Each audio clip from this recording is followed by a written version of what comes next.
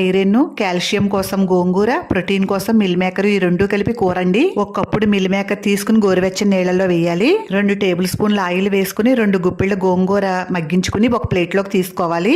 చల్లారిన గోంగూర మిక్సీ జార్లో వేసుకుని మెత్తగా పేస్ట్ చేసుకుని చెట్టుకోవాలి. ఇప్పుడు గోంగూర వేపిన బాండీలోనే 5 టేబుల్ స్పూన్ల ఆయిల్ వేసి 1 కప్పు చిన్నగా తరిగిన ఉల్లిపాయ ముక్కలు వేసి ఒక 6 పచ్చిమిరపకాయలు చీలికల కింద చేసి వేయించాలి. మిల్ మేకరు గోరువెచ్చని నీళ్ళలో 5 నిమిషాలు నానితే సరిపోతుందండి.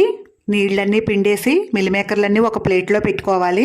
మగ్గుతున్న ఉల్లిపాయ ముక్కల్లో 1 టేబుల్ స్పూన్ సాల్ట్, 1 పావు టీ స్పూన్ పసుపు వేసి బాగా కలిపి ఒక 5 నిమిషాలు మగ్గించాలి. ఉల్లిపాయ ముక్కలు బాగా మగ్గిన తర్వాత 1/2 కప్పు చిన్నగా తరిగిన టమాటా ముక్కలు వేసి ఒక 5 నిమిషాలు మగ్గించాలి.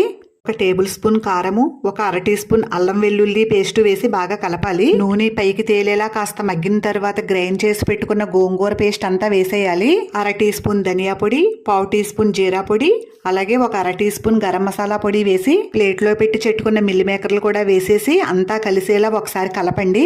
2 నిమిషాలు మగ్గిన తర్వాత మిల్ మేకర్లు ములిగేలా నీళ్లు పొయ్యాలి. గిన్నె మీద మూత పెట్టి మీడియం ఫ్లేమ్ లో 5 నిమిషాలు ఉడికించి తర్వాత సిమ్లో పెట్టేయండి. 10 నిమిషాలు చిన్న మంట మీద ఉడికేసరికి కూరంతా దగ్గరగా వచ్చేస్తుందండి.